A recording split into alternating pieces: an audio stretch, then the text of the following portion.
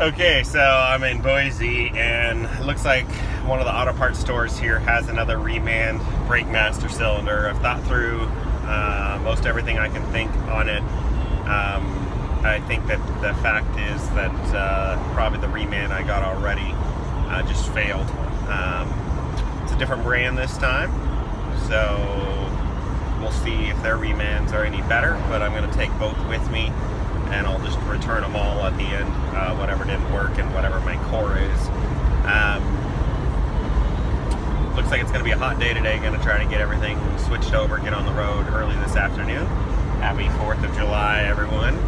And yeah, that's the scoop. The pedal is all the way to the floor. I'm not losing fluid, so I believe it's in the system itself.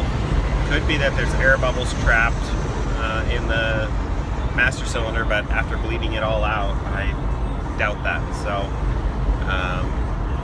yeah, we'll see how it goes, and I'll keep you updated. Okay, so the original master cylinder was replaced by the second one. I have that one out here in Boise now, and the third one here looks to be a little better quality. So I have to switch this rod over from this one to the third one, pop the whole thing in, and then we'll bleed it and go from there as well. This rod's a little bit of a pain to get pulled out and switched over. I'm sure they make a tool for it. I don't have one, so trying a piece of metal to slide down there. Okay, so we bled out this master cylinder here. You just basically put the hoses in with little points, and they pump through until there's no more air bubbles. So we've bled the master cylinder here out.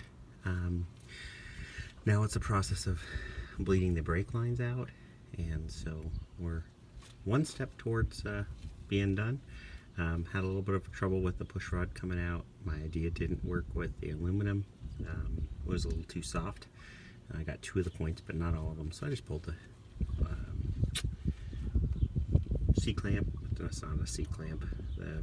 Anyways, that's not the O-ring either. Can't think of it right now, but little clip that holds it in, C-clip, and then pulled that out and pulled it off the rod, switched it over.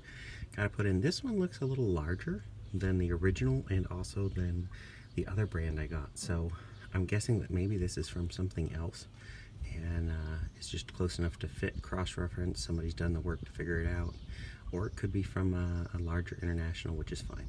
You can see that there's air bubbles bleeding up out of the line there in the back, so we'll run it a bit more just to make sure we got everything out, and then go from there. So I just jumped in, turned the key, wanted to move it up on some cardboard to bleed the back brakes. No dice. The light lights up. I turn the headlights on and check them. I turn signals, I have headlights, they're plenty bright. I get it all put back together, but no start. I have a dome light. I have everything going for me except for, so I thought maybe it was the neutral safety switch. Tried moving that around, and nothing there either. So mess around with it a bit, see what we I left the key in the on position, and I was looking at the wires around this here. I've got the cap back on so nothing gets in it, and there's only so many wires, but as I was moving this one down here, I could hear the relay click, and so apparently this bottom connection is loose, probably a little corroded as well. So there's a plug here that isn't quite fitting all the way in, and wiggled that on as best as I could.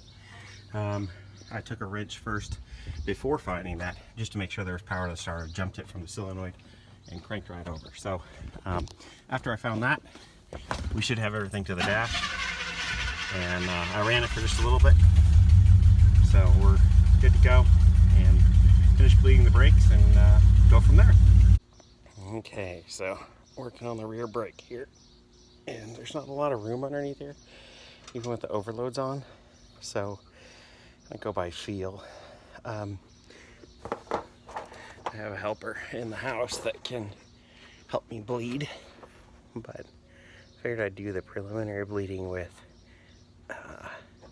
a hose and a little catch can to see if I can get sort of the worst of it out, test it, go from there. So working on that now. Again, run the hose up over the top of the tire, and that way you get the fluid sitting in the hose going upwards, which helps keep air bubbles from going back in when you let up the pedal. So now just adjusting the bleed screw so that it's not too tight and not too loose. I want it just enough to let it bleed, but not so much that it just sucks air around the threads all the time. You could put a little anti-seize or something on them, I guess, to help it, but the thought of that getting in the brakes and messing up the cylinder doesn't sound like much fun. So now we'll go and pump the brakes a bit and repeat on each 4 corners, see how we do. Okay, leaving Boise, Idaho. It is about, it's exactly 2:41 p.m. Idaho time, so I got a long ways to go. It says if I drive straight through Colorado Springs, I'll get in around 2:30. I may shortcut it, take a left to Denver, and head directly to Kansas versus going there. We'll see. See how I'm doing, how the weather's doing, what the temperature's like, everything else. How the truck's doing. It might decide how we're actually going to go and win. So, but we're back on the road. Oil pressure's good. Temp's still coming up, and alternator's charging heavy. Probably because in the quarter of a mile, turn left. Just had a hard start there at the gas station because I messed around with it rather than try the normal route of just holding the key. I thought, well, I wonder if I can turn it twice instead of just holding once as long. I didn't seem to like that. It wants the speed of rotation over time. So we'll figure out its bugs and quirks by the time we get there, I imagine. Other than that, should be good to go. It's a beautiful day out here in Idaho, and I hope that everybody's careful with fireworks so that nobody has to deal with fires today. Well, I made it as far as Bagley, Idaho. Stopped here for fuel so I don't run out once I hit the Utah border, which has happened to me before in that stretch, and got a quick bite to eat. I'm tired, so I'm going to take a nap and then see how far we get once I wake up again. But if there's one thing I've learned, it's don't drive tired. Just, especially with enough other things going on, there's better to take a nap and get at it again afterwards.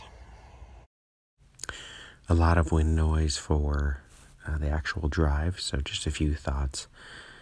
I just felt very spoiled in the moment to be here in this beautiful country, enjoying the sky, the contrast of the clouds and the dark sky, the mountains, and then the lighting. It was just really breathtaking. It had been rain come through, I believe, earlier in the day. Everything felt very fresh and beautiful as I was driving and making good time. The truck was running great.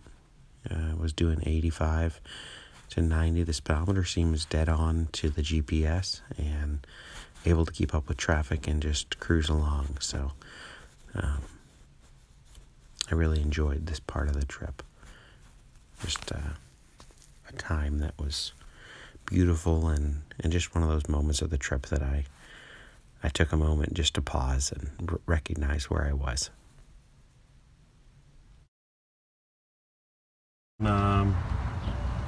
About 1,000 miles, I would guess, somewhere in there. I haven't looked to see exactly how far I'm going. And I finally pulled down a quart of oil. I'm guessing it's mainly valve stems, seals, because when I fire up, that's about the only time it really seems to smoke. But not uncommon for a old style V8 to burn a quart every couple thousand miles. Plan on changing the oil, but the oil in it was brand new, looking really clean when I got it. And probably been sitting for a year or so. But honestly, pinch my finger. Oil reservoirs are full, right? Not because it was so clean when I got it. I did change it. This is a shot of the International while I had lunch, just looking out the window. Had a good day, drove from Boise to Bitter Creek, Wyoming. Had a nice fireworks show somewhere in Wyoming as I drove through one of the towns. A lot of the locals were out alongside the highway shooting off pretty good sized fireworks, so it was a lot of fun to get a few fireworks as I drove. Truck ran well. I'm impressed with the ability to keep up and climb with traffic in this thing. It has plenty of power to move itself. It still is a little underwhelming, I believe, on the brakes, but running 4 drums will do that. And yeah, the power rear window has come in very helpful to help vent out exhaust fumes as well as keep the rig cool and tolerable as I drive. So overall, a very good day, and we'll look forward to sharing more in the next video of the next day. Thanks for watching. If you've enjoyed this and been watching along and haven't subscribed yet, please do.